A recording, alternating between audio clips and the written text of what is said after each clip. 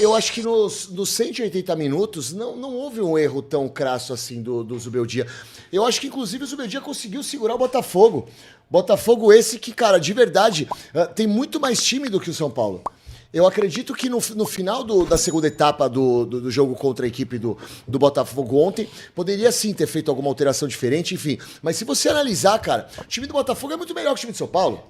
Botafogo tem muito mais opções no banco de reservas que o São Paulo. São Paulo conseguiu levar para os pênaltis. É muito fácil, velho, você contar a história do Felipe Começo. Chegar aqui ou chegar numa rede social, com todo respeito e o Cio, e falar assim, porque o Zubeldia errou. Se a gente fizer uma análise dos 180 minutos, se a gente fizer uma análise do investimento, se a gente fizer uma análise do futebol jogado e apresentado, São Paulo foi longe demais. São Paulo chegou numa disputa de pênaltis, gente. É muito simples, engenheiro de obra pronta, chegar no microfone e criticar o treinador. Zubeldia, vou repetir, ele chegou com o São Paulo longe demais e quase venceu o Botafogo, que é o time que tem muito mais investimento, que é o time que tem muito mais jogadores. Que se você pega o banco de reservas do São Paulo ontem, banco de reservas pobre. O Zubeldia demora pra trocar. Não, mas então, eu acho que existe sim um erro. Pra mim, principalmente no segundo tempo, o time estava morto em campo. Fisicamente, o São Paulo não conseguia demonstrar reação, e a gente até disse ontem, durante a transmissão, isso. O time não tem intensidade mais. Ele não tem peças, realmente, concordo. O Alisson não está disponível. O Pablo Maia nem conto mais. Ferreirinha se machucou. Mas, assim, o meio de campo do São Paulo estava muito descompassado. Não à toa no final do primeiro tempo, não à toa ele assume o erro de escalação do São Paulo, mudando o São Paulo. Ele coloca o Luciano, ainda antes de terminar o primeiro tempo ali, quase aos 40 minutos da primeira etapa, ele tira o William Gomes e recompõe o meio de campo do São Paulo. Não à toa ele recua o Luciano para armar o time. O time estava muito espaçado. Aí veio o que há de melhor do Lucas, principalmente no início do segundo tempo. O Lucas que atuando com a velocidade que tem, com a técnica que tem, levando o time para o ataque. Ou seja, eu entendo que ele tenha errado em alguns pontos, sim, mas assim, vamos lá. Tá na culpa dele? Tá na conta dele? Acho que não.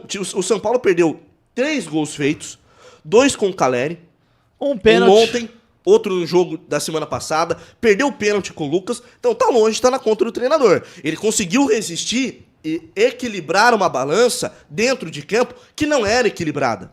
A gente disse aqui, a qualidade técnica do Botafogo é muito superior à qualidade técnica do São Paulo. Isso é indiscutível. E o São Paulo conseguiu levar a decisão nos pênaltis ontem graças à força da sua torcida e ao peso da camisa. Porque depois que o Caleri faz o gol, o Botafogo entra em parafuso, quase igual a do Palmeiras. Só não foi tão pior quanto a do Palmeiras, porque o São Paulo não tinha força física e nem peças tão talentosas para conseguir fazer o gol. E o Marçal falou após o jogo, na zona mista, que o Rafinha contribuiu para que o Botafogo não sofresse mais. Não sei se vocês viram, mas o Marçal, ele creditou aquela confusão ali na área técnica do São Paulo. Ele falou, eu fui lá pra cobrar a lateral. O Rafinha veio, falar um monte de groselha no meu ouvido. O Zubeldia foi querer pôr a mão em mim.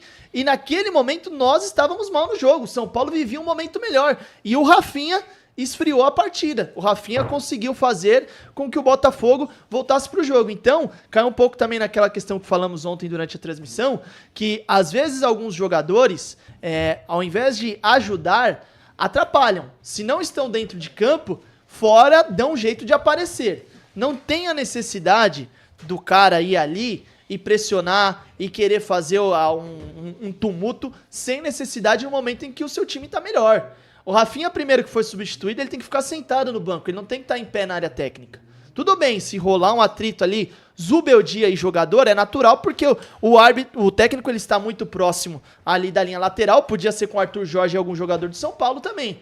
A questão não é o Zubeldia, a questão é que há essa proximidade do cara que vai cobrar o lateral próximo da área técnica com o técnico. Agora, o jogador que tá no banco de reservas, que foi substituído, que tem que estar sentado, tá de pé, tá querendo tumultuar, aí só atrapalhou ainda mais São Paulo. Atrapalhou mais São Paulo. E assim, o jogador, Guipa e Aline, com essa experiência, com essa envergadura, cara que já foi campeão de Champions, campeão de Libertadores, todo jogo grande do São Paulo, ele sempre tá fora do tom. Ele tá um tom acima. E isso impacta de modo negativo o time dentro de campo. Você pode ter certeza que o que pesa pra ele é a questão física. E quando você tá dentro de campo e você já jogou o fino da bola e você não consegue mais acompanhar aquele ritmo por questões físicas, a cabeça vira um parafuso, irmão. Você pode ter certeza que é isso. Ele entra nessa pilha porque ele mesmo tá pilhado com ele mesmo dentro de campo. Pegou a visão?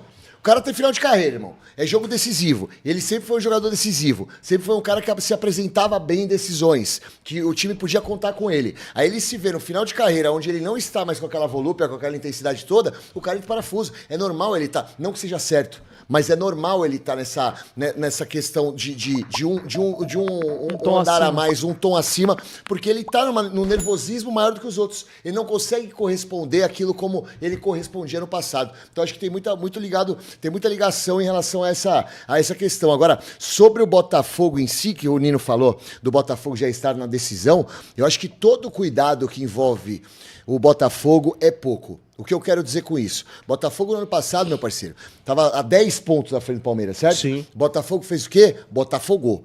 Então, com todo respeito ao meu amigo Ninão, eu só vou acreditar no título do Botafogo o dia que ele levantar a taça. Caso contrário, eu vou esperar sentado, tomando água de coco no camarote. Mas eu não falei que ele vai ser campeão, eu falei que ele vai estar na final. Eu não sei se vai estar na final. Você me desculpa, não sei. Mas eu... Não sei. Minha opinião, eu vou te falar. E aí,